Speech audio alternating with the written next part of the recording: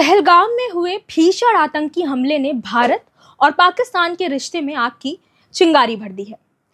भारत ने कड़ा रुख अपनाते हुए न सिर्फ सिंधु जल संधि को रद्द करने का फैसला लिया, बल्कि पाकिस्तानी नागरिकों के वीजा भी रद्द कर दिए गए। जवाब में पाकिस्तान ने भी शिमला समझौते को रद्द करने का ऐलान किया है और अब चर्चा है कि वह 1966 का ऐतिहासिक ताशकंद समझौता भी खत्म कर सकता है।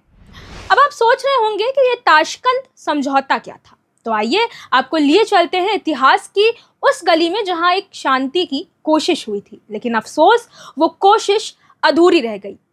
ये कहानी है एक ऐसे वक्त की जब जंग के बाद भी धुएं से भरी हवा में भी एक उम्मीद थी, एक कोशिश थी शांति की। साल था 1965।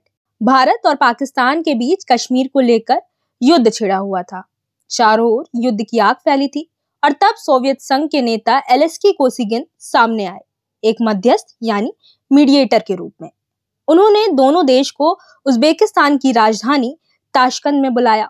वहां 10 जनवरी 1966 को एक दस्तावेज पर हस्ताक्षर हुए, जिसे हम ताशकंद समझौते के नाम से जानते हैं। दस्तखत किए थे भारत के प्रधानमंत्री लाल बहादुर शास्त्री और पाकिस्तान के राष्ट्रपति अयूब खान ने। समझौते में लिखा गया कि दोनों देश 1965 से पहले की स्थिति में लौट आएंगे, यानी सेनाएं अपनी सीमाओं में वापस जाएंगी। यह भी तय हुआ कि भारत और पाकिस्तान एक दूसरे के आंतरिक मामलों में दखल नहीं देंगे, एक दूसरे के खिलाफ प्रचार नहीं करेंगे और राजनयिक व व्यापारिक संबंध समान करेंगे। लेकिन इस ऐतिहासिक समझौते के अगले ही दिन एक दुखद मोड़ आया। लाल बहादुर शास्त्री का अचानक निधन हो गया। वजह बताई गई दिल का दौरा, लेकिन कभी पोस्टमार्टम नहीं हुआ और आज भी उस मौत पर सवाल उठते हैं। कई लोगों को यह शांति भारी पड़ गई थी, यहां तक कि केंद्रीय मंत्री महावीर त्यागी ने इस्तीफा दे दिया, क्योंकि भारत ने हाजी पीर जैसे राजनीतिक क्षेत्र पाकिस्तान को वापस कर दिया था। अब सवाल ये उठता है, अगर पाकिस्तान ताशकंद समझौते को रद्द करता है तो भारत पर क्या असर होगा? तो जान लीजिए, इसका मतलब होगा कि भारत अब एलओसी को स्थायी सीमा मानने के लिए बाध्य नहीं रहेगा।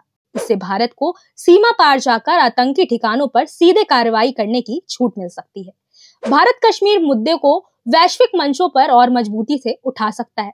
यह दिखा सकता है कि पाकिस्तान को शांति से कोई लेना देना नहीं है।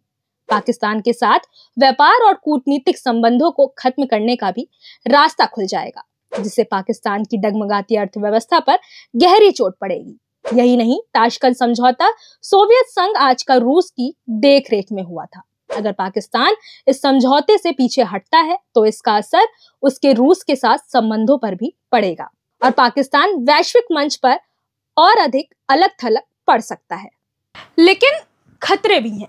पाकिस्तान भारत में आतंकी गतिविधियों को और बढ़ावा दे सकता है, जिससे भारत के लिए आंतरिक सुरक्षा एक बड़ी चुनौती बन सकती है और अगर तनाव और बढ़ा तो युद्ध की स्थिति भी बन सकती है। इसलिए ताशकंद समझौता सिर्फ इतिहास की एक तारीख नहीं है, ये शांति और भरोसे की कहानी है जो आज फिर खतरे में है।